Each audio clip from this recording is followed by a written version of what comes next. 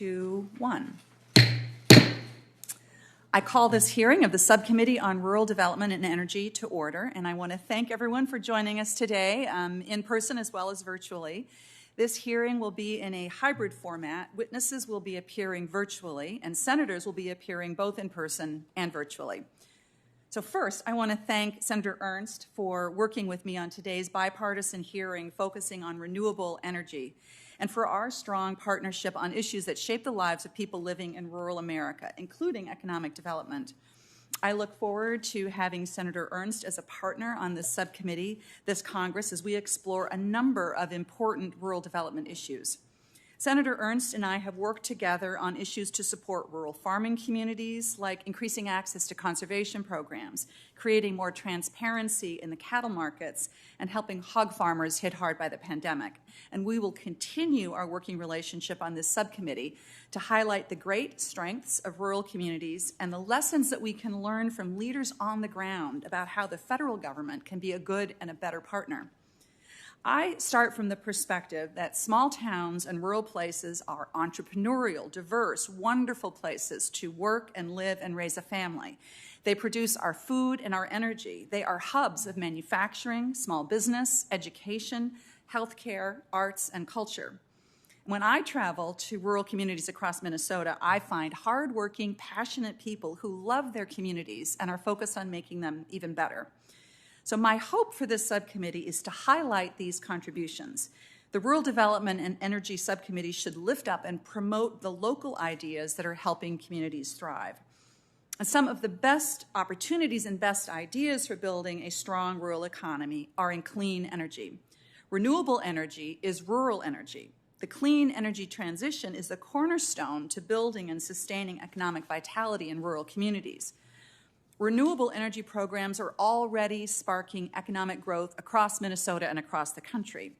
Professor Xiaobo Deng at the University of Minnesota Southern Research and Outreach Center in Waseca, Minnesota, for example, is partnering with Minnesota soybean growers to develop and promote a new plasma technology that has the potential to drastically reduce the energy consumption and cost of biodiesel production. His research is showing how we can use renewable wind and solar electricity to produce biofuels with a strikingly low carbon impact. Biodiesel and ethanol are low-carbon fuels, and they get greener every year and become a more economic and viable alternative to fossil fuels. If we add carbon capture and storage facilities to our biodiesel production facilities, as is proposed in Iowa and Minnesota, we can drive the carbon footprint down even further and create more opportunity in rural America. Cars and light trucks fueled by homegrown renewable energy and electricity and biofuels will literally drive the emission reductions that we need in the transportation sector. And this is why we need a national low-carbon fuel standard. And as we need to continue supporting the R&D to develop biofuels as well for ships and airplanes and long-distance trucking, sectors that won't likely be electrified anytime soon. We need new clean programs, but we also need to get more from our existing efforts. The energy title of the Farm Bill incentivizes farmers to install renewable energy systems on their farms. This week, I'll be introducing legislation to improve and increase funding for the REAP program, which is the flagship of the energy title. Programs like REAP should be in the climate and infrastructure package that we must pass this summer. Rural America will benefit tremendously if we pass an investment also in a clean-based, clean electricity standard as part of that same package. These strategies are all about creating jobs and economic opportunity in rural places. And it takes a skilled workforce to install these renewable energy systems. And it takes training that workforce at local technical colleges to ensure that those farmers can hire their neighbors to do the work. So today we are joined by a panel of witnesses who will share their thoughts on how renewable energy can spur economic growth in rural areas.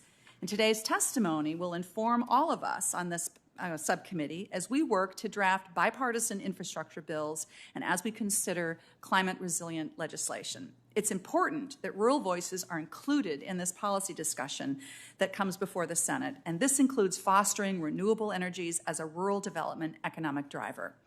So it's been a pleasure to work with Senator Ernst in planning this hearing, and I will now turn to her for any opening comments that she'd like to make this morning. Thank you, Chairwoman Smith, and I am pleased to join you this morning for this hearing of the Senate Committee on Agriculture, Nutrition, and Forestry's Subcommittee on Rural Development and Energy. Since the early 1900s, the federal government has administered various programs aiding communities in rural America.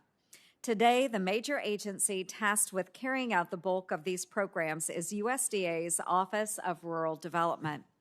Created under the 1990 Farm Bill, rural development's main function is administering grants, loans, and loan guarantees to support a number of services in rural communities, including the construction and maintenance of telecommunications infrastructure, rural business development and retention, water and wastewater treatment facilities, and rural housing.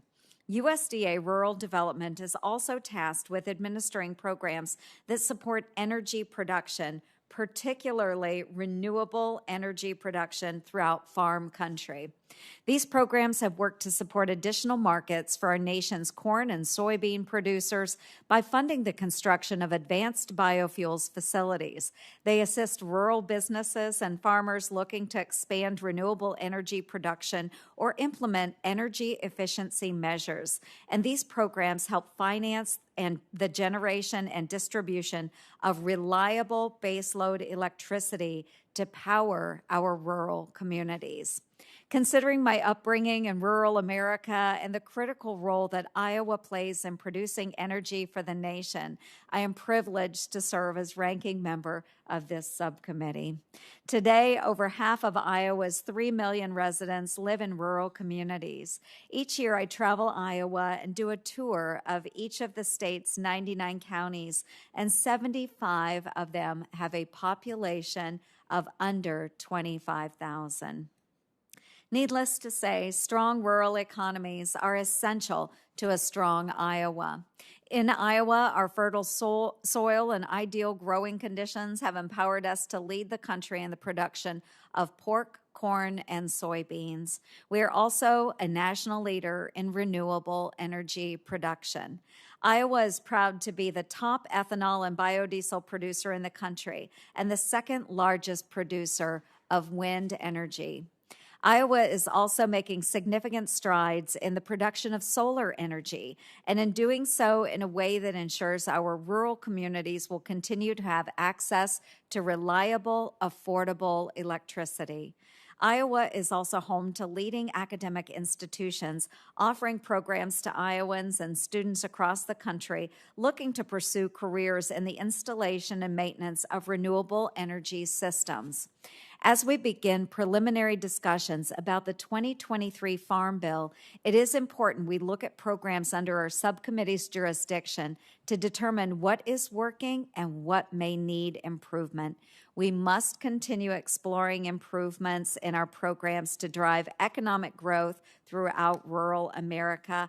And that is why today's hearing is so timely and important. Thank you again, Chairwoman Smith, for working with me to hold this hearing. I look forward to the testimony from our distinguished panel of witnesses. I yield back. Thank you so much. Thank you so much, Senator Ernst. We are now going to introduce our witnesses. I will introduce the first three, and then Senator Ernst will introduce the next two. And then we will turn to each of the witnesses to make their opening statements. I'd like to start with Mr. Shannon Schlecht, who is Executive Director of the Agriculture Utilization and Research Institute. Mr. Schlecht is responsible for the overall strategic and operational oversight of this organization's staff and programs and also the execution of its mission. Mr. Schlecht most recently served as the Vice President of Policy for U.S. Wheat Associates and has held numerous roles within the trade association during his 14 years with the organization. And he has extensive background in agriculture policy, market development, international trade, strategic planning, and management. Mr. Schlecht will speak today about the importance of research and development to the rural clean energy and bioeconomy revolution. Thank you for being here today, Shannon. The Honorable Chair Katie Sieben was appointed as Commissioner of the Minnesota Public Utilities Commission in 2017, and in 2019 was appointed as chair by Governor Tim Walz. Chair Sieben is an active member of the National Association of Regulatory Utility Commissioners and is the Vice President of the Mid-America Regulatory Conference and is chair of the Nuclear Waste Strategy Coalition. Chair Sieben previously served in the Minnesota legislature for 14 years and was the Assistant Majority Leader of the State Senate. I invited Chair Sieben to speak today because she can speak best to a Minnesota model for ensuring that rural renewable energy benefits workers and their communities. So thank you for being with us today, Chair Sieben. Next, I'd like to introduce Ms. Emily Skor. She is a St. Paul native. She joined Growth Energy as CEO in May of 2016. And prior to joining Growth Energy, Emily served as Vice President of Communications for the Consumer Healthcare Products Association. At the Consumer Healthcare Products Association, Ms. Skor led the industry's public affairs, strategic communications, and marketing. And she's also served as Senior Vice President at a nationally recognized crisis management firm, where she led communications campaign for Fortune 100 companies and industry trade groups. Ms. Skor graduated Phi Beta Kappa from Wellesley College, and she lives in Washington, D.C. with her husband and 2 children. Thank you for being here today with us, Emily. And now I recognize Senator Ernst, who will make our final 2 introductions. Thank you, Chairwoman Smith. Today, I am pleased to welcome our 2 Iowa witnesses. First is Mr. Bill Cherrier, the Executive Vice President and CEO of Central Iowa Power Cooperative, or SIPCO. With 40 years of experience in the utility industry, Bill joined SIPCO in 2017 in the role he holds today. Prior to SIPCO, Bill served as Chief Planning and Finance Officer for Colorado Springs Utilities, but got his start in the energy space at IES Industries and Alliant Energy Generation, both located in Cedar Rapids. While at SIPCO, Bill has overseen a changing power generation landscape, which has included adding efficient natural gas, wind, and solar to SIPCO's energy portfolio.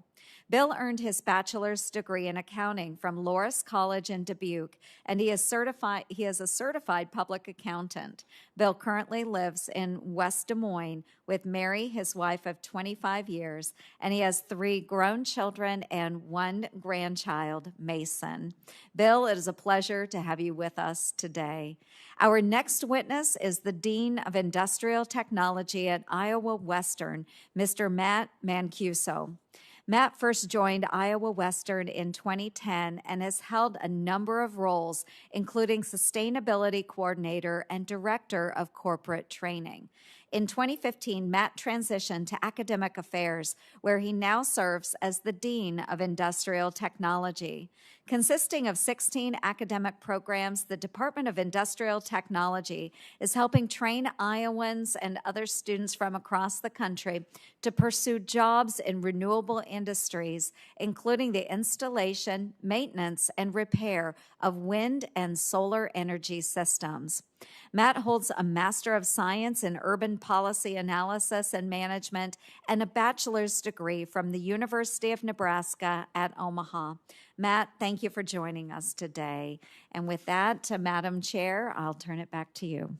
Thank you, Senator Ernst. And again, I thank all of our witnesses for being with us today. And as a reminder, we ask that you keep your testimony to about 5 minutes each, and you may hear me tap the gavel should your time expire. And we will start with Mr. Schlecht. You are recognized for 5 minutes. Very good. Madam Chair, members of the committee, thank you for the invitation to speak with you today about renewable energy and AURI's role in supporting the industry in Minnesota and surrounding states. My name is Shannon Schlecht. I'm the Executive Director of the Agricultural Utilization Research Institute. I've been with the organization for over 5 years now, and I'm constantly amazed at the ideation and innovative spirit in the ag and food industry, especially in the state's rural areas. The Minnesota legislature created AURI in the late 1980s during the farm crisis, and for over 30 years, AURI has worked with producers, entrepreneurs, cooperatives, small and large ag and food businesses to accelerate their ideas of new value-added opportunities and to bring those into the commercial market to benefit the ag and food industry. AURI's role is as a trusted advisor. We provide business and technical assistance to commercialize ideas. We launch commercial public awareness initiative ideas around new opportunities. We convene and connect industry to accelerate new ideas.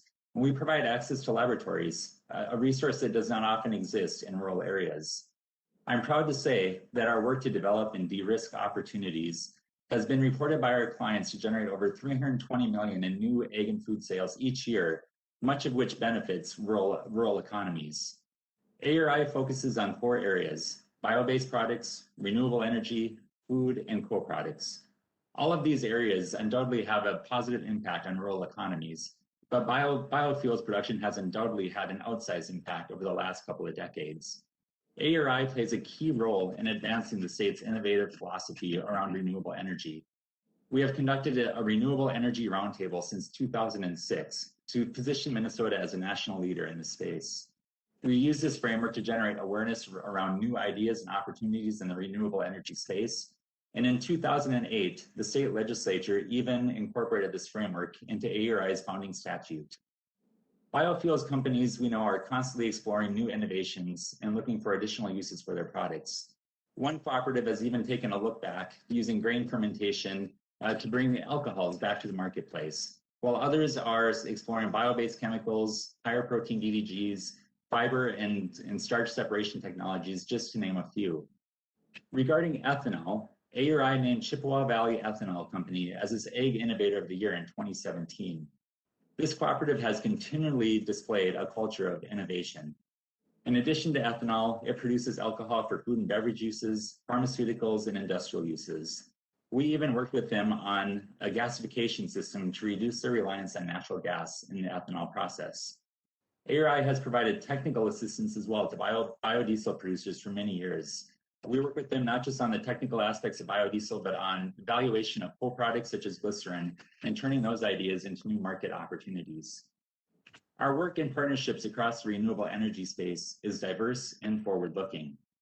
ARI currently sits on the board of an innovation campus concept for Crookston, Minnesota, that will include a small oilseed crush, laboratories, and ultimately serve as an incubation site to spur new innovations focused on oilseeds and agricultural products, including renewable energy. Our mandate to utilize agricultural products in our innovative philosophy also has led to new leadership roles in recent years. For example, we recently created an industry collaboration to explore advancing a renewable natural gas industry in Minnesota. One project concept is to quantify the volume, location, and value of various organic feedstocks, along with existing infrastructure, to help de-risk and move investment forward for new anaerobic digester systems. Many farmers tell us that they do not have the expertise or the time to advance these types of concepts on their own, but would be willing to participate in them. Another area that we have partnered with the University of Minnesota is around potential uses for cash cover crops and perennial crops that can both improve soil health as well as meet market needs. Our role is to identify commercial opportunities around items such as renewable fuels, and then work with the value chain participants to bring these ideas to the marketplace. Regarding the use of renewable biomass, we have worked with the University of Minnesota to better understand the holistic advantages of using biomass in heating systems for poultry barns. And on the flip side, we've looked at using biomass to even cool buildings and looking at innovative cooling systems using biomass for commercial and industrial facilities. We are also taking a collaborative approach to better understand how disruptive technologies like green ammonia and hydrogen can be an opportunity or a threat for the biofuels or agricultural industry. Asking questions such as, what synergies exist with our biofuels producers? Is this an opportunity for a lower carbon biofuel production? And can farmers benefit or have another farmer-owned business opportunity? Providing federal resources to help address challenges and opportunities around new innovations will be key to the success. And we appreciate your leadership and your forward-looking efforts around renewable energy and rural economies, and the important role of agriculture and innovation. Thank you for the time and opportunity to share perspectives today. Thank you, Madam Chair. Thank you so much. We'll now turn to Chair Sieben, who is recognized for 5 minutes. Chair Smith, Ranking Member Ernst, and members of the subcommittee. Good morning. I'm Katie Sieben, and it's an honor to testify today on behalf of the Minnesota Public Utilities Commission. The Commission regulates our state's electric and natural gas providers, and our mission is to create a regulatory structure that ensures reliable utility services at fair, reasonable rates that are consistent with Minnesota's telecommunications and energy policies. We are economic regulators primarily, but increasingly we are seeing and measuring the impact of clean energy and its transition on Greater Minnesota. Today, I'd like to share several points about the importance of ensuring the benefits of clean energy reach rural communities and offer some insights into how we as regulators have played a role in this. First, and importantly, low prices for electricity and natural gas are critically important for economic growth, whether that's in Fergus Falls, Hastings, or Mankato. We work hard to ensure a robust, participatory permitting process so that developers and utilities can build needed generation to deliver reliable power. As older generators reach the end of their useful lives and utilities either set their own emissions goals or are directed to by policymakers, new renewable energy is taking its place. In 2020, Minnesota built 588 megawatts of new generation capacity, and all of it was renewable and all was located in rural communities. The financial upside of this new generation is significant. Since 2004, wind energy production tax has generated over $133 million in revenue for Minnesota counties. There are counties in southern Minnesota that receive more than a quarter of their yearly budget in wind production tax revenues. There are also, of course, tens of millions of dollars of payments to landowners, many of whom are farmers, that invest these payments in local communities. Job creation is a critical component of the benefits of new generation. When the Commission began asking developers to report on the number of jobs created in large wind and solar construction projects, it signaled to the industry that the socioeconomic benefits of these expensive projects should flow to local workers, their families, and rural communities. Since we began reporting on the use of local labor, defined as people who live within 150 miles of a project, we've seen a significant shift in the percentage of local workers hired, from 20 to upwards of 70%. This has resulted in a better trained workforce in many areas of the state and has encouraged the development of worker training programs that lead to new job pathways. When the COVID pandemic hit last year, it led to a dramatic loss of clean energy jobs across Minnesota and an estimated loss of 11,000 clean energy jobs in Minnesota alone. The Commission, knowing that the energy sector represents 1/6 of our state's economy, understood it needed a boost. So the Commission requested the acceleration of investments in clean energy projects, and utilities responded. Here are two examples. Xcel Energy is in the process of repowering 6 wind projects across Greater Minnesota. It will result in over 800 jobs, annual property tax revenue of roughly $4 million, and annual landowner payments of $6 million per year, all while saving ratepayers an estimated $160 million. Second, the Duluth, Laskin, and Sylvan solar projects were approved for Minnesota Power. The company is building 3 solar facilities totaling 21 megawatts of capacity using highly skilled labor, contracting with minority-owned businesses, and using locally manufactured solar panels. Importantly, there was robust community support for these 3 solar projects. Finally, I want to emphasize that transmission investments are needed desperately across the Midwest and throughout the country. New transmission can maximize the value of low-cost renewable energy and create living wage jobs that are essential to ensuring Americans have reliable power. Please include transmission investments in the American Jobs Plan or other relevant legislation. Thank you for your time today and your leadership in supporting our rural communities as our energy systems are transforming. I'm happy to answer any questions you may have. Thank you so much, Chair Sieben. I will now turn to Ms. Score, who is recognized for 5 minutes. Thank you, Chairwoman Smith, Ranking Member Ernst, and distinguished members of the subcommittee. I am pleased to speak to you today about biofuels' vital role in addressing climate change and driving our rural economy. My name is Emily Score. I am the CEO of Growth Energy, our nation's largest ethanol trade association. We represent over half of all U.S. ethanol production including 92 producer plants and 91 innovative businesses that support biofuel production. 210 biorefineries across 27 states have the capacity to produce more than 17 billion gallons of ethanol, a low-carbon renewable liquid fuel. We are the second largest customer for U.S. corn growers, using roughly 1/3 of the corn crop to produce ethanol and co-products such as high-protein animal feed and corn oil. Biofuels like ethanol are critical to meeting carbon reduction goals today and well into the future. In fact, studies show there is no path to net zero emissions by 2050 without biofuels. EIA projects that gasoline or flex fuel powered vehicles will make up about 80% of new vehicle sales in 2050, meaning the vast majority of the cars on the road will continue to be powered by liquid fuels for decades to come. We know there is no one-size-fits-all path toward decarbonization, which is why biofuels remain essential in any effective transition away from fossil fuels. The environmental benefits are clear.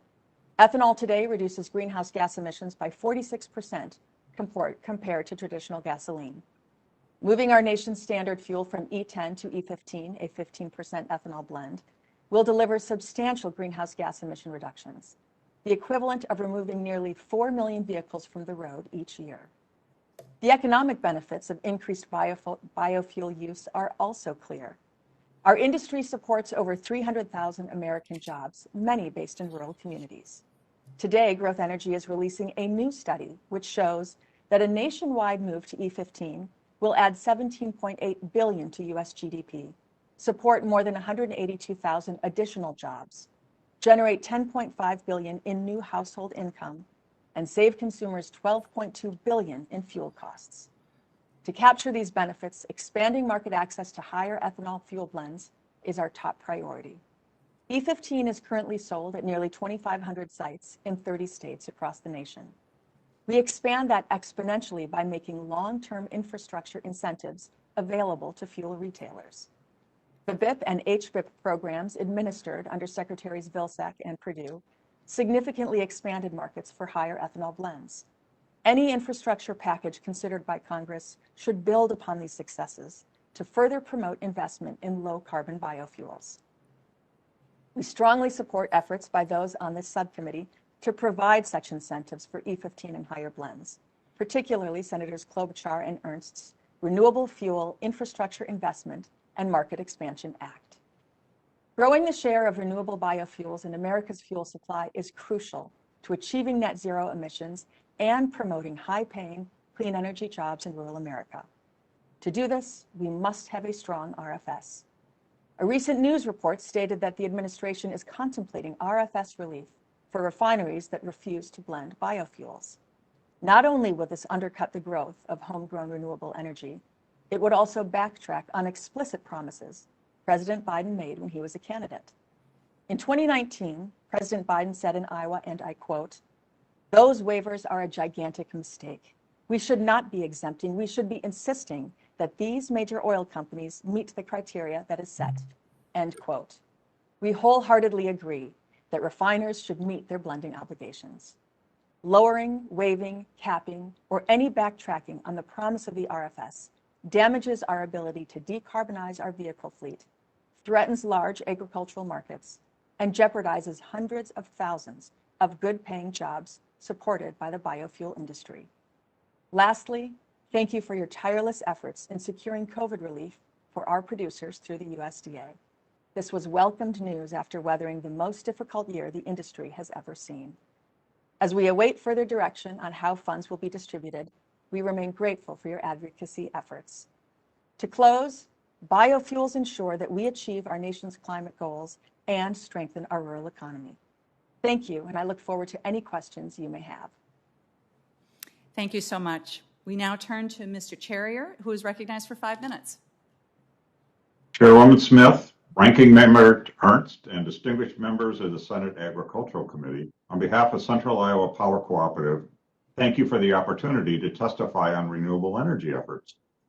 CIPCO is a non-for-profit generation and transmission electric cooperative, providing electricity to 13 member cooperatives stretching 300 miles across Iowa and serving 58 counties. Our sources of energy have significantly changed in the last decade. In 2019, power needs were primarily met through coal at 60% and nuclear at 30%.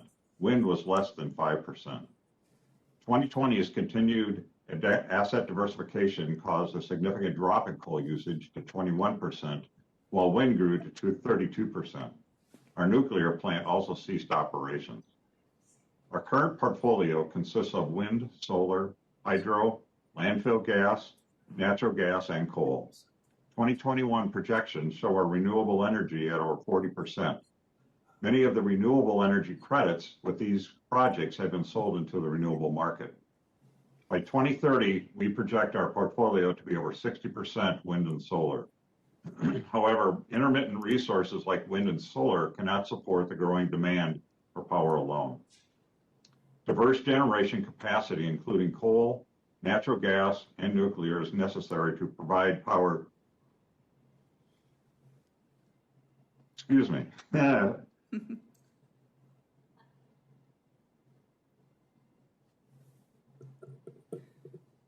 Did we lose However, our? intermittent resources like wind, solar, and cannot provide growing demand for power alone. Diverse capacity, including coal and natural gas, is necessary for power demands. For this reason, SIPCO invested $85 million to add efficient natural gas engines to serve the higher energy demand. This enhances the addition of additional and intermittent renewable resources while maintaining service reliability. As renewable policy is continued in discussions, we must recognize the need for a realistic transition plan and time period for accounting for the regional differences in resource ability. It's important for policymakers to note that the current federal tax credit structure prevents electric cooperatives like SIPCO from taking advantage of tax benefits to directly build and own wind and solar assets. The current program requires cooperatives to work with third-party providers on long-term contracts to bring this energy into the market. The current incentive structure impedes our ability to adopt renewables and new technologies in a more cost-effective way. If Congress would recognize this and make existing tax credits direct pay eligible for electric cooperatives, you would see an accelerated adoption of renewables among electric cooperatives as a result. Most relevant to this committee is our interest in providing rural utility service with the ability to allow electric cooperatives across the country to refinance interest on existing RUS loans. SIPCO has partnered with RUS on project financing from the beginning with an RUS loan of $3 million in 1947. Over the last 30 years, RUS has supported SIPCO with more than $500 million in secured long-term financing. Passage of the Flexible Financing for Rural America Act will allow electric cooperatives to refinance the interest on existing RUS loans similar to commercial loans. Electric cooperatives would save over $10 billion in interest across the life of the loans. And for SIPCO, that number would be more than $21 million. We value our relationship with the RUS and an efficient system that understands the values of changing the utility industry is important for continued success. Also relevant in the jurisdiction is USDA's development of broadband programs, which are essential to rural communities we serve.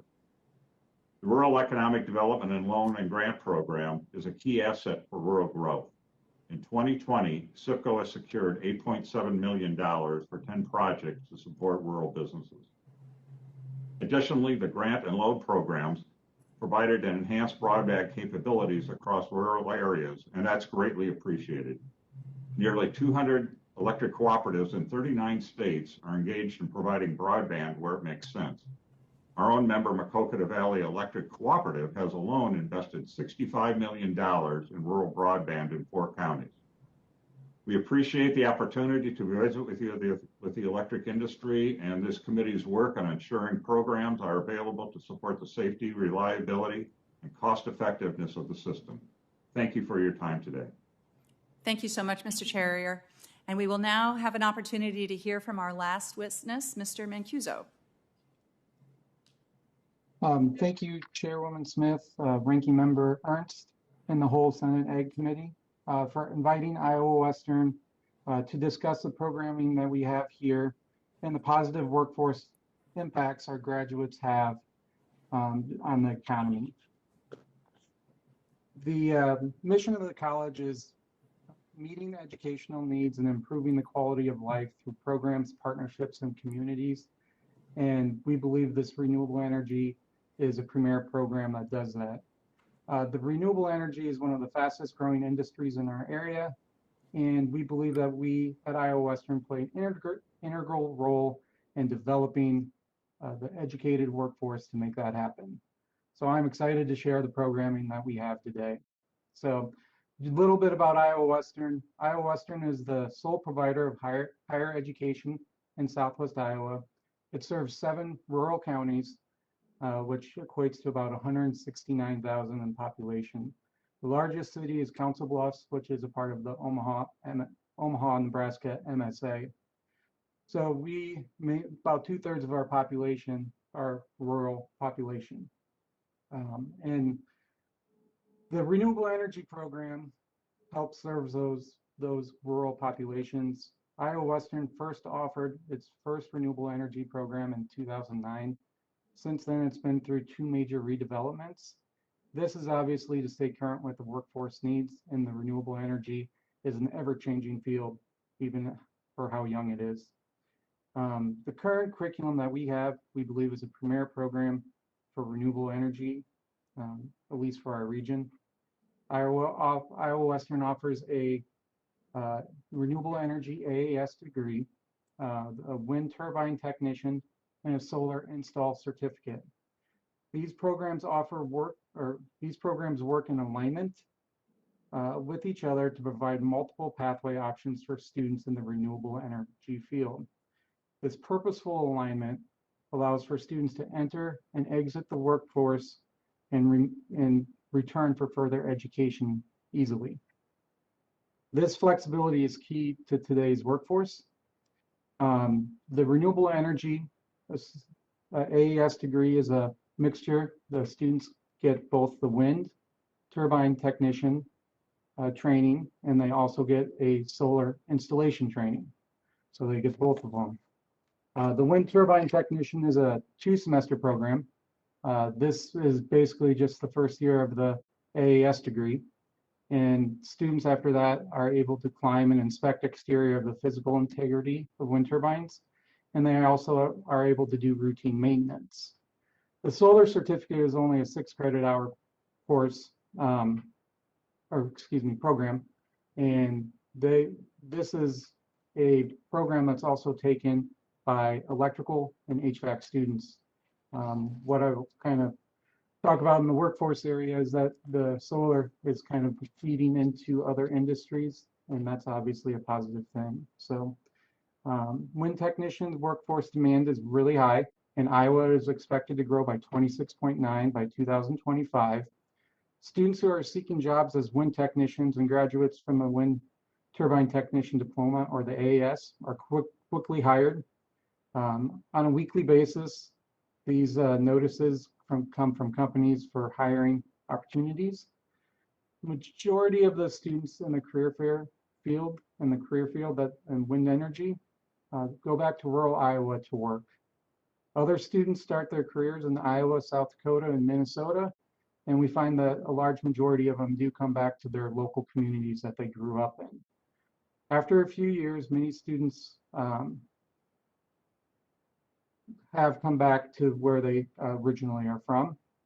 Solar energy is relatively new for the Midwest and the Iowa, but is the largest growing. Its jobs have increased by 268% in the last decade in Iowa, and students graduating with a solar install usually have to work as an electrician, but also just recently with the large commercial solar fields, these large construction companies who are building these are actually hiring our students at great rates. We get requests from them often as well. So we expect that to grow very much in the future.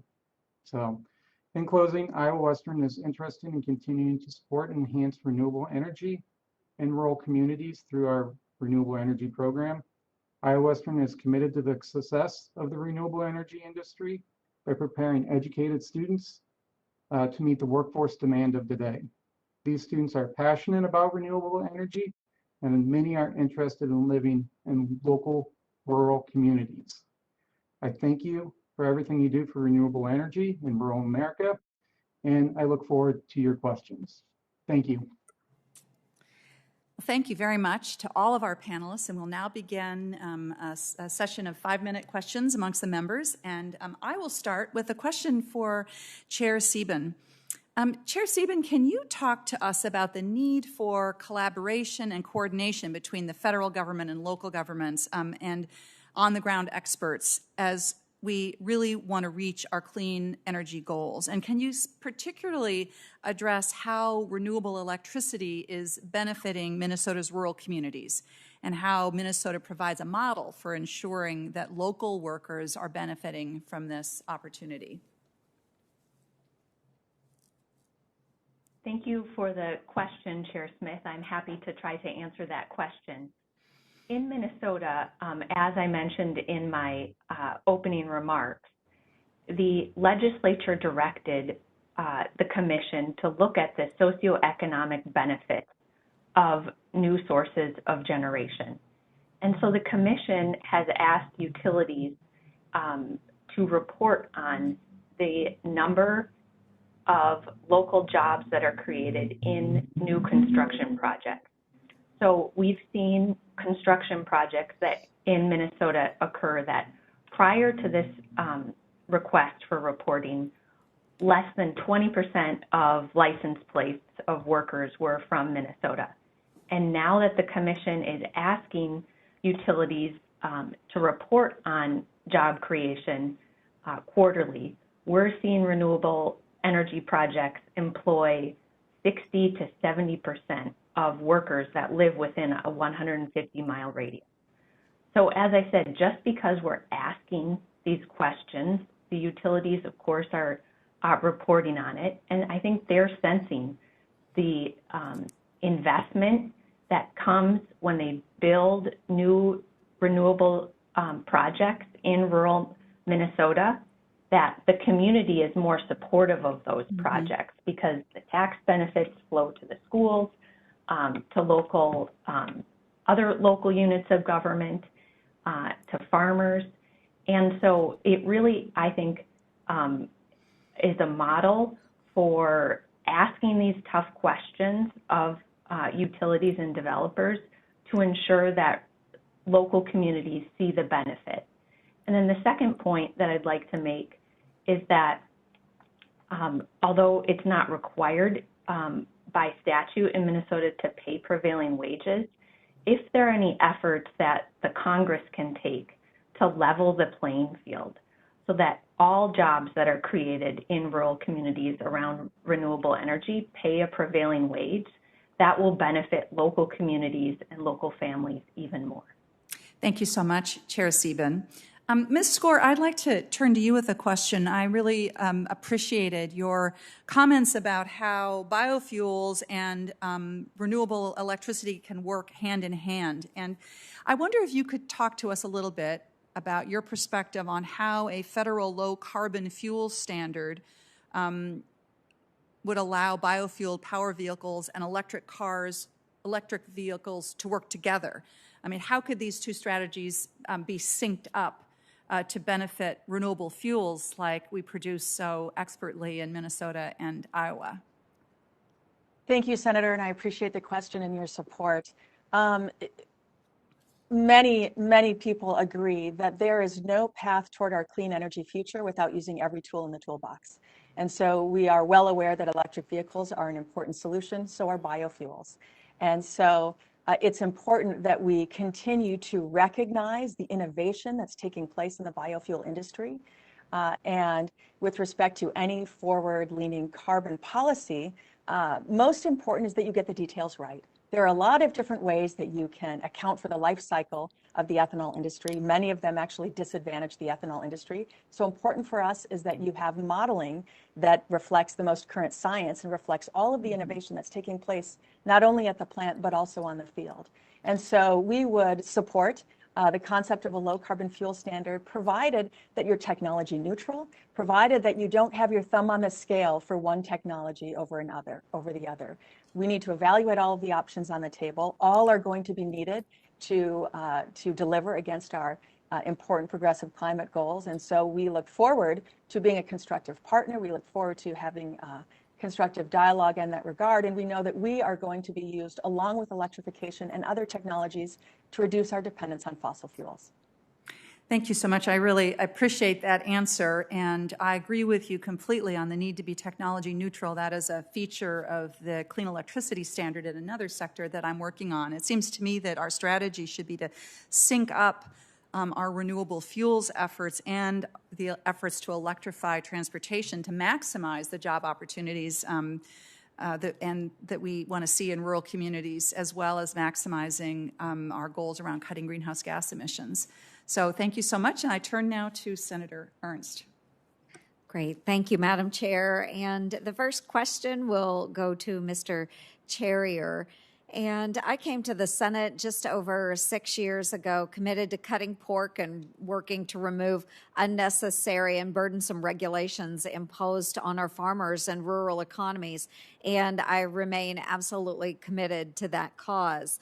Mr. Charrier, in your testimony, you mentioned the important role renewables play in SIPCO's generation portfolio.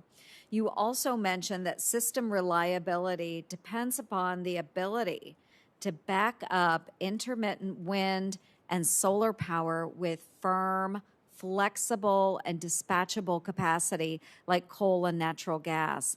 Earlier this year, as part of the Biden administration's goal of achieving net zero emissions by 2050, current and former government officials released recommendations for how federal agencies can achieve this goal. This included developing plans for retiring fossil fuel burning power plants. Can you talk about the importance of ensuring that any plans to retire any baseload capacity needs to be done thoughtfully through incentives and not through overly burdensome regulation that could result in stranded assets and risk electric co-op's ability to continue providing reliable, affordable energy to rural communities across the country? Thank you, Senator Ernst.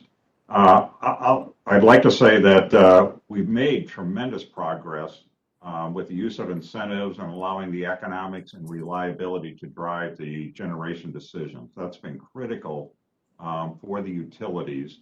And we can see what the incentives have actually done with SIPCO getting up to nearly 40% this year on renewables. And we're already adding tremendous amounts of wind and solar in the next couple of years as a result of those incentives.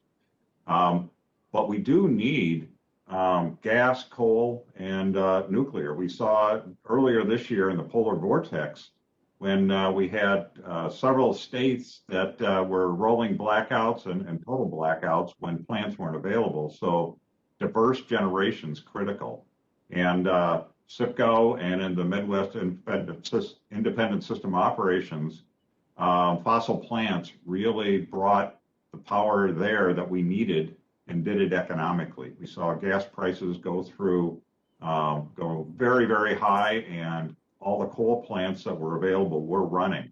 So that is a critical element of this. We've seen some of the comments on keeping it affordable. So using the transition with incentives is by far the best way to do it, and allowing the utilities to actually make the economic and reliability decisions. And we're already seeing fossil plants, many coal plants being shuttered and closed simply because the economics are driving it. And we're seeing a major transition in this country.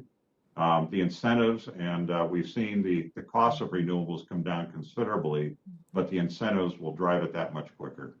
Very good. Thank you so much. And Mr. Mancuso, partnerships are really important in rural America. And could you please talk generally about how wind developers in Iowa partner with farmers and other landowners on the siting of wind farms, and how this can serve as an additional revenue source for our agriculture producers?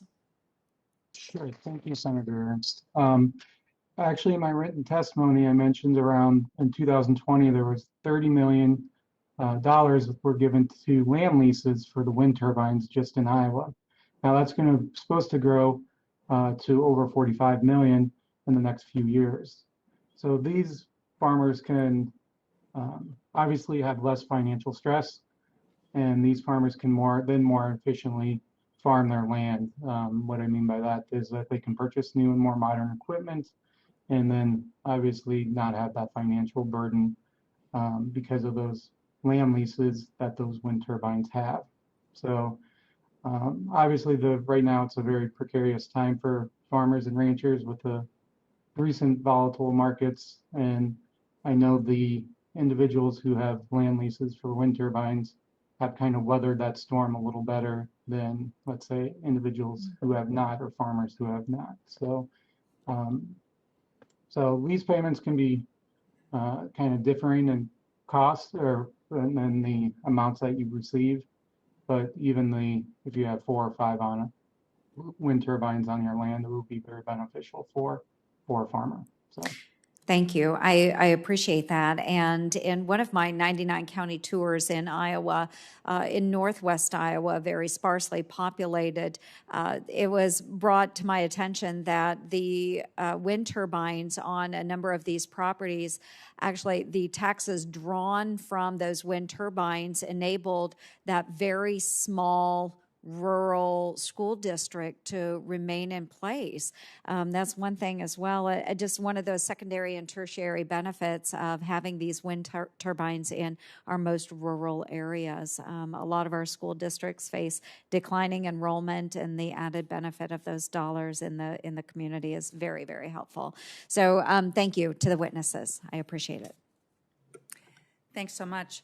I believe next we have Senator Klobuchar, who is participating virtually for 5 minutes of questioning.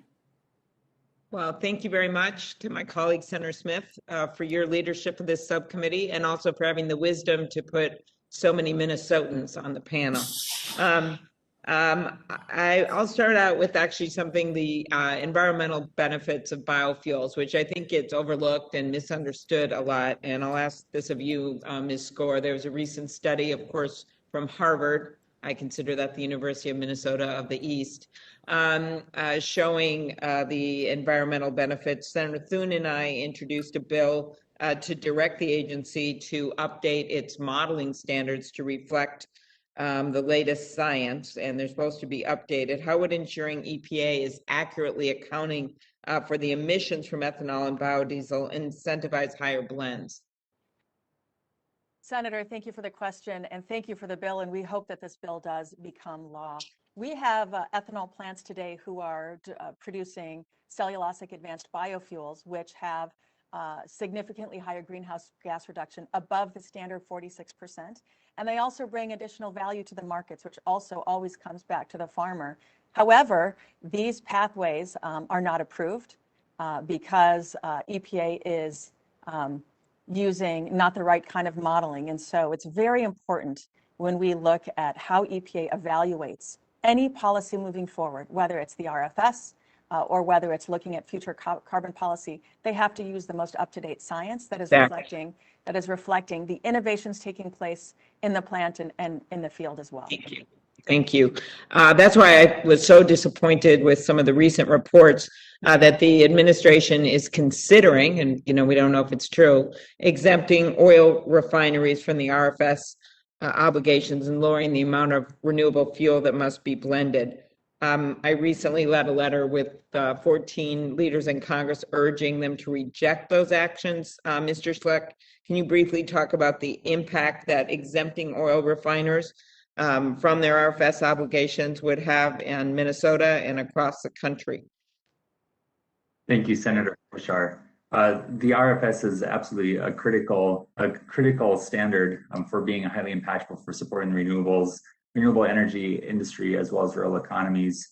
As I look at our work with ethanol companies and biodiesel companies around the state, the impact that it has on corn producers as well as on the rural economies is absolutely that vital infrastructure that provides them the means to look at new innovation opportunities to remain resilient as we continue going forward, and look at adopting these new practices that meet new lower carbon needs for consumers that are being demanded in the marketplace. So it's an absolutely critical element. We highly support the RFS and our stakeholders as well, and appreciate the question.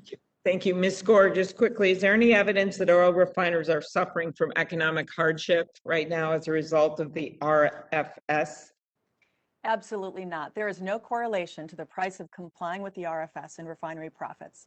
This is something that has been affirmed by many experts, including the EPA, several times. Okay. One large barrier is the fact that we've got not enough biofuel infrastructure. There's been a lot of people trying to block that want to stop biofuels from hitting the market in a big way. Senator Ernst and I just introduced a bill to make permanent a USDA program that has been successful in expanding market access for biofuels by installing new blender pumps. I guess Ms. Gore, Mr. Schleck, one of you, how can investments in biofuel infrastructure help? Senator, thank you for the bill. We absolutely support this. We have seen with previous programs of investment through the USDA that those investments in infrastructure really help us have access to the markets. And we need consumers to be able to access these low carbon renewable fuels in all 50 states at every fueling station. We know that retailers need the incentive, the infrastructure support. So as Congress looks at investing in all types of clean energy, we've got to make sure that we are incentivizing the use of low carbon biofuels. Thank you. One last question to my friend Ms. Sieben out there. Rural wind energy, from your perspective in working with rural communities, how does expanding renewable energy generation capacity benefits to not just big entities, but small farms as well help? Thank you for the question, Senator Klobuchar.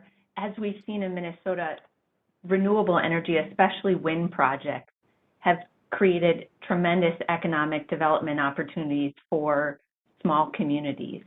We are seeing the impacts of increased hiring of local workers, which leads to more careers in the renewable energy sector.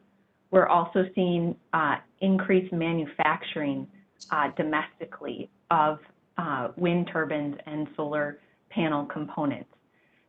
Combined with the tax benefits that come from renewable energy projects, it really is a holistic, helpful way to improve rural economies across Minnesota. As I said earlier, though, what we really need in Minnesota, especially, is more transmission. As of January, there are 533 projects, renewable energy projects primarily, waiting to connect in the MISO queue, which total over 15 gigawatts of projects. So once again, investment in transmission will really help our rural economies and connect these renewable energy projects. All right. Well, thank you very much. And again, thank you, Senator Smith, for this great hearing. Thank you so much, Senator Klobuchar. Next, we have Senator Fisher for 5 minutes of questioning. Thank you, Senator Smith. I appreciate this hearing today. I think it's extremely important. Ms. Sieben, if I could have you follow up a little bit on your comments to Senator Klobuchar about the transmission infrastructure.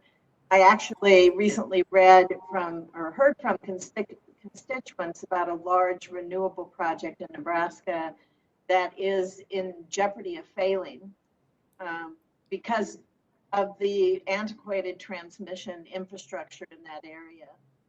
You mentioned these projects do come with direct and indirect jobs. There's revenue boosts for the county and also the schools. We see reduced emissions.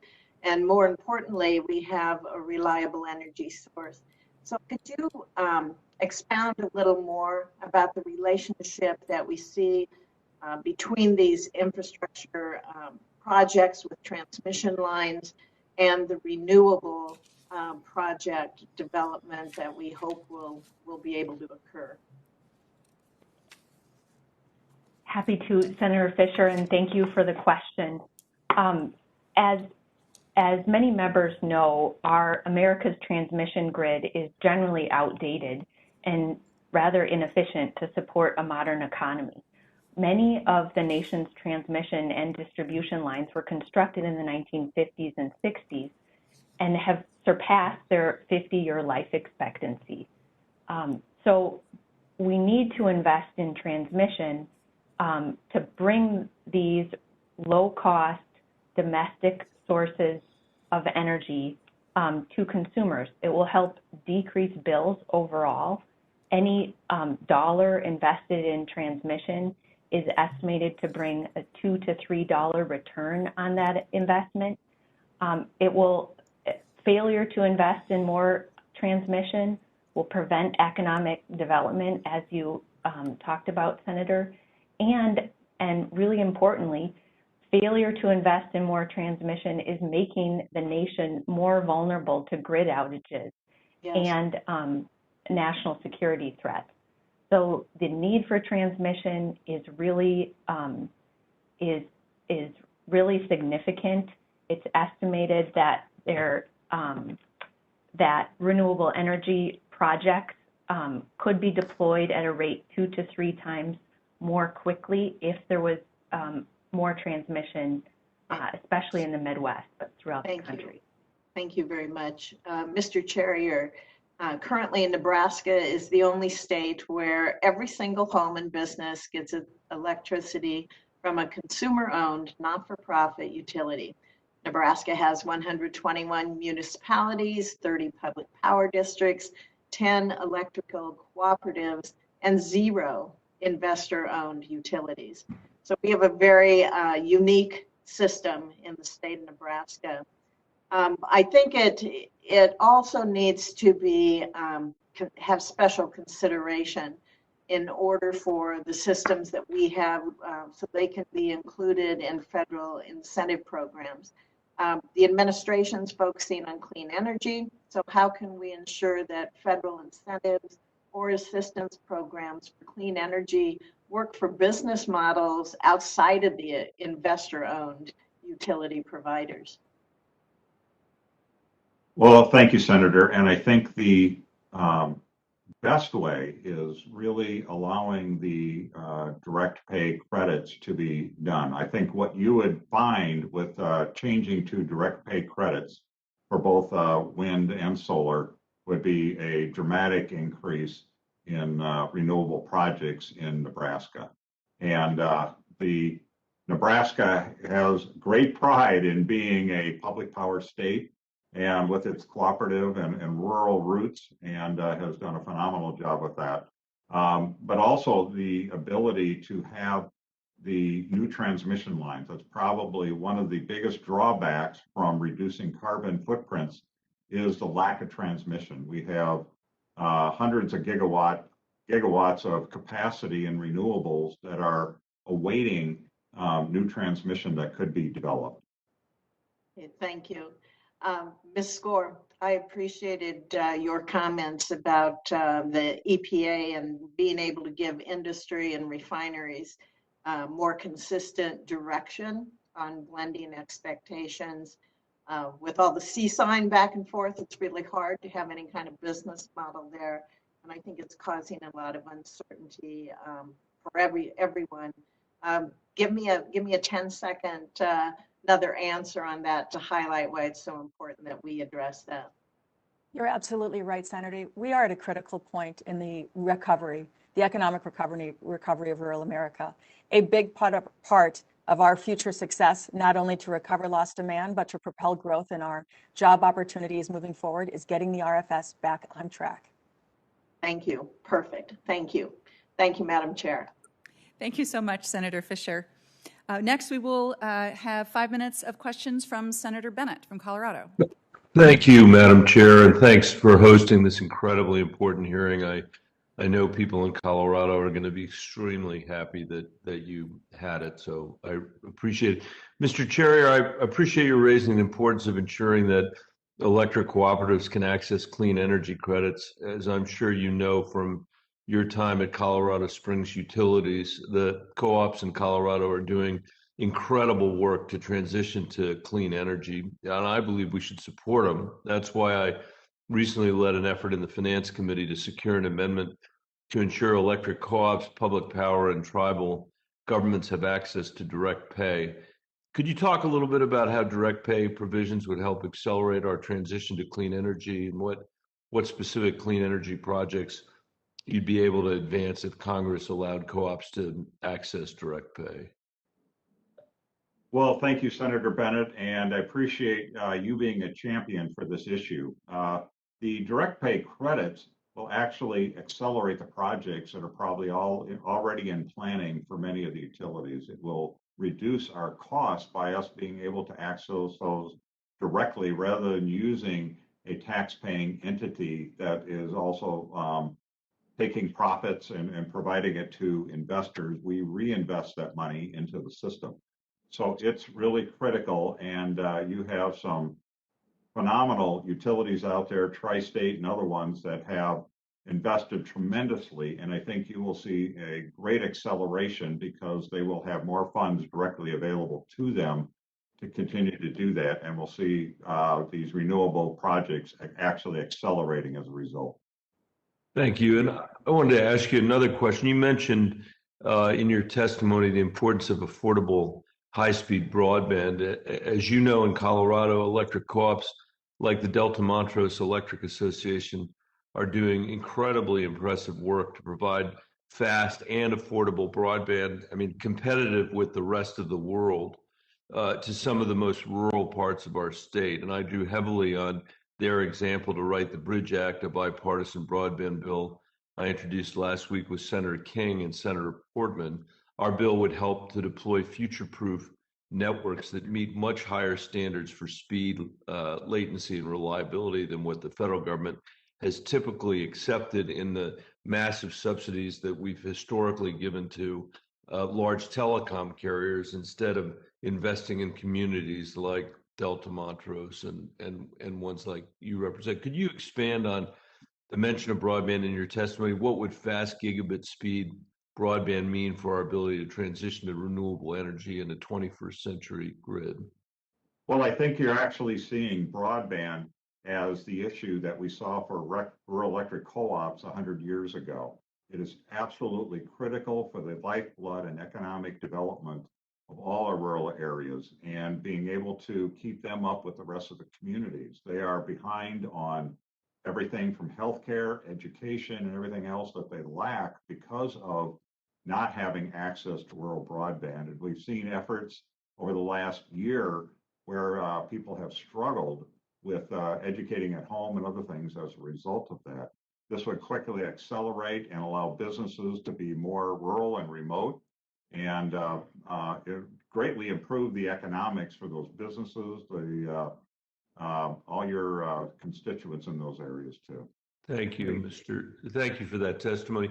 Mr. Mancuso, I want to thank you for mentioning the importance of workforce development. That's another thing that we really need to focus on in rural America. I often think we're failing to prepare our kids to compete in the modern economy. And fortunately, that's not the case with wind energy in Colorado. Much like Iowa, we have a rapidly growing wind energy sector on the Eastern Plains. Last summer, I had the opportunity to see it in action at Northeastern Junior College in Sterling, Colorado. Over a decade ago, the college had the foresight to create a wind energy technology program to train students for 21st century clean energy jobs. And today they're being hired into high-paying jobs even before they finish training.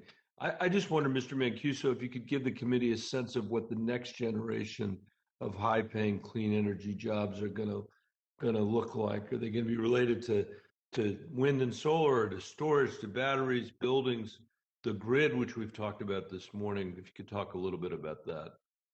Sure. Thank you, Senator.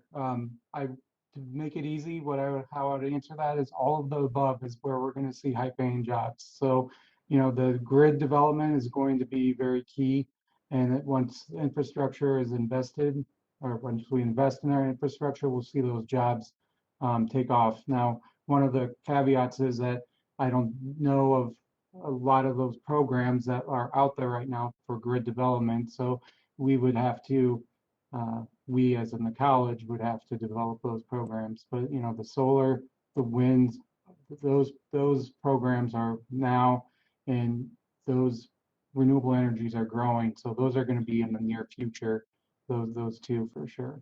As I turn this back over to the chair, I just want to say we've heard a lot of rhetoric in the last few months about the importance of investing in, quote, traditional infrastructure.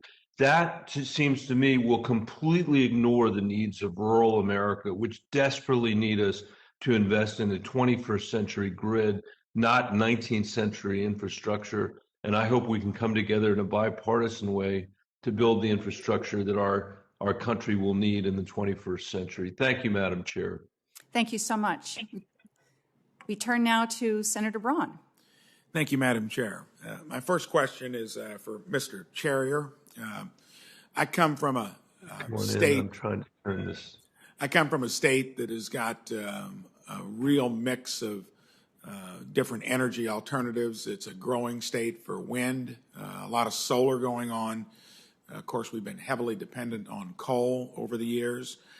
Natural gas is up and coming. But one thing I've noticed in traveling through Indiana is that you'll get into certain counties that actually have signs at the county line, no wind energy. You know, I won't go over the reasons why, but you got an adjacent county that has pushed it. You've got another county that doesn't want it. I'm a big believer that you've got to always defer to that local input. I'd like your opinion on just how it's playing out in Indiana and that urge many times for us to do things from afar to where we'd put our guidelines and policies in place, especially from here to the states. And sometimes state governments can be overbearing into their own counties. What is your kind of viewpoint on how that should work, and how do you see it trending when you observe across the country? Well, local control is absolutely critical to the development of renewables in rural areas. What we've seen is that, as you've seen in Indiana, many rural areas are setting up signs to debate what type of power. We've seen it for solar. We've seen it for wind now. I think the critical thing is to have a uniform set of processes that allows the landowners that want to be able to provide this, use this, and develop, whether it's wind or solar. It's absolutely critical to them. And also being respectful of joint landowners. But I think having a uniform set of rules throughout the state is pretty critical, because it's on a county by county basis. It makes it very difficult to develop these projects that way. And clarify in terms of any input from the federal government that would weigh in some type of way to homogenize the process. Is that workable at all? I believe it is. I think the federal government can provide various incentives within the state and local levels to help provide and streamline these processes. But I think it ought to be much encouraged. I think here in Iowa, we have had considerable wind development, and we've had some resistance in certain counties where they've set up rules to slow down the development. But they are looking for uniform processes, and being respectful of landowners or adjacent landowners when this is being developed is pretty key. Well, I would hope that uniformity never comes from here, and that it is within the domicile and prerogative of the state. My next question is for Mr. Mancuso. Senator Bennett earlier talked about workforce development. Indiana is the biggest manufacturing state per capita in the country. Wisconsin's very close. But for my observation, in running a business for 37 years prior to being here, there has been an issue not only with state departments of education, but especially high schools for not promoting or at least offering those options in terms of high demand, high wage jobs that most of us need. A state like Indiana, I think, ships out twice as many four-year degrees as we keep in state. What is your observation in terms of what you're seeing at the grassroots level? Are high schools getting back to teaching these critical life skills, and especially pushing career and technical education pathways, and minimally not stigmatizing that as an option? Yes, thank you for the question, Senator. And I would say, yes, high schools are moving back to the career and technical programming that they have missed over the last few decades in the high schools. A lot of times now, at least in Iowa and our neighboring state of Nebraska, is what they're doing is they are partnering with the community colleges, either through concurrent enrollment or through sharing lab space to give those students those career and technical classes that they were missing before. So a lot of our schools are rural. So we have 4 rural centers that students are able to attend and get those career and technical classes. And high schools are slowly and surely moving towards that. I will point out that Iowa is the #1 state for concurrent enrollment for high school students. So we do have a large number of students in our centers each day from high schools going through a multitude of programs, both arts and sciences, transfer courses, and now more so in the last 5 years, the career and technical. Well, that's good to see, and I think that right mix of making sure, especially for parents, probably the main stakeholders in the whole journey, along with their kids, we need to make sure that we're not misguiding, that we're not stigmatizing, and that we give the full range of options and then put it into practice. Thank you so much. Thank you. Thank you, Senator Braun. So, Senator Ernst, I think we have time. I think all of our senators who have wanted to ask questions have had a chance to ask questions, and so if I think we could maybe do a quick second round and try to wrap up in about 15 minutes or so. So let me just start that second round, and I'd like to start with Mr. Schlecht from AURI. Shannon, AURI, I think, brings a relentless focus on value add for agricultural products, especially renewables, as a way of creating opportunity in rural places. Could you just discuss with us briefly how Congress can better incentivize value add programs that help farmers in rural places, especially in renewables, but across the board? Very good. Thank you, Senator, for the question. So ARI is fully focused on value-added agriculture and what we can do to advance post-harvest opportunities for our crops, whether they be corn, soybeans, and across the livestock sector. I think what we've seen as a roadmap for ethanol and biodiesel has been a huge success in terms of how we think about policies that incentivize renewable energy and advancement in the value-added agriculture sector.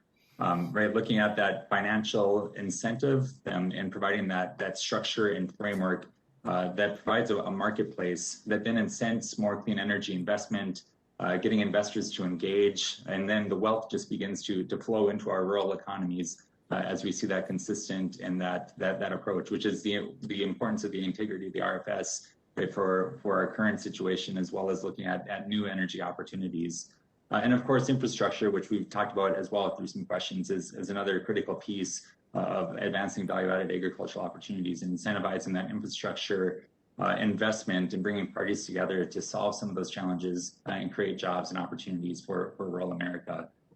We think a consistent yet a flexible approach in some manners is required, right, in terms of timelines to implement some of these opportunities, as well as the ability to work with a broad swath of value-added participants, from producers to cooperatives to rural businesses, and how we can work with each of them where they bring the most value to the value-added opportunity, again, to really get that into the commercial marketplace, start creating wealth for our producers and for the rural economies. Thank you so much. I have learned a lot from AURI about how when you bring that kind of focus, and when you are also looking at the opportunities for value add from byproducts of processing like ethanol, for example, you can just continue to maximize the economic benefit.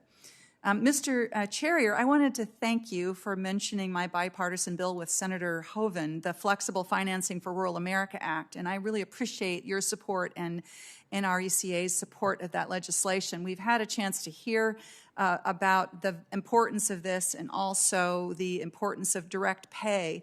I want to just give you an opportunity to give us any further direction about what we need to be considering as we think about, as Senator Fisher pointed out, the municipal, the munis, nonprofit munis, and co-ops who are in a completely different environment than the large investor-owned utilities. Well, thank you, Senator. And the Flexible Financing of Rural America program is absolutely critical to allowing low-cost expansion with the rural electric co-ops. The program allows us to refinance at current low interest rates, the same way the investor owns can do a refinancing at any given time, depending on what interest rates they're seeing. So it puts us in a more competitive position and allows us to do our mission more successfully. And it's always good to keep in mind that we're a nonprofit. Whatever we save in there goes back into the system, goes back into new generation, transmission, and so on. As far as the direct pay credits, we really anticipate that to be something that we can now develop the wind and solar projects on our own more cost effectively than we can with a taxable partner being involved in the mix. So I think we can do more sooner and on a greater scale than we otherwise would be able to. Thank you very much.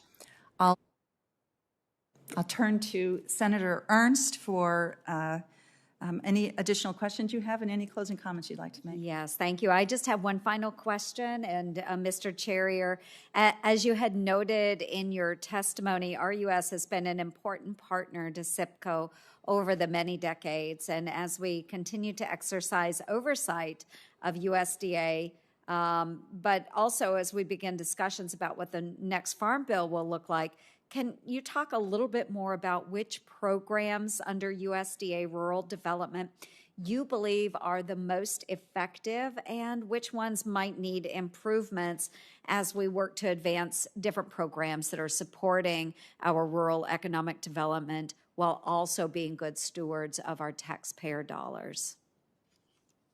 Well, Senator Hurst, first of all, thank you for being such a supporter of rural development. It has been critical to our success, and the RUS electric program is at the foundation of everything we do. A strong RUS makes for a much more efficient system, keeps us well funded. I think the areas that we can look at are continued support of the Red Leg program, the Rural Economic Development Loan and Grant Program. We've seen tremendous success there, and I think continuing on with that program will be greatly supporting rural development of business. The other one that we had talked somewhat on here is broadband in rural America. It is really critical to remote healthcare, agriculture, development and use of high-speed broadband for new ways of doing agriculture and education are all absolutely critical that we have broadband throughout the country that's accessible. And we've seen new maps that really show how inaccessible it is today. Mm-hmm. Thank you so much. And I'd like to thank all of our witnesses for being here today and sharing information that is so important to all of us that reside and work in rural America. And Chairwoman Smith, thank you so much for the opportunity to share some thoughts about rural development today. Well, thank you so much. I want to thank all of our witnesses for providing your perspective today, and I also want to thank Senator Ernst for your partnership in planning the hearing today, and I look forward to continuing this work on future rural development and energy subcommittee hearings with you and the work that we can do together. I note, as I think about the testimony that we heard today, the strong bipartisan threads across a range of issues, but really all reinforcing this integral connection between renewables and the strength of rural economies. We had a strong discussion around the importance of infrastructure, from transmission to broadband to blender pumps, the importance of flexibility, particularly for co-ops and munis, and the value of incentives to drive the change that we're looking for and the opportunity that we're creating. The importance of job training, which is going to be so important, and keeping those job opportunities local. Also, I appreciate all the comments about highlighting the importance of the RFS and the continued challenges around refinery waivers and limiting those. And then last of all, the importance of listening to local leaders and following local leadership in all ways. The record for this morning's hearing will remain open for 5 business days for members to submit additional questions or statements. With that, this hearing is adjourned.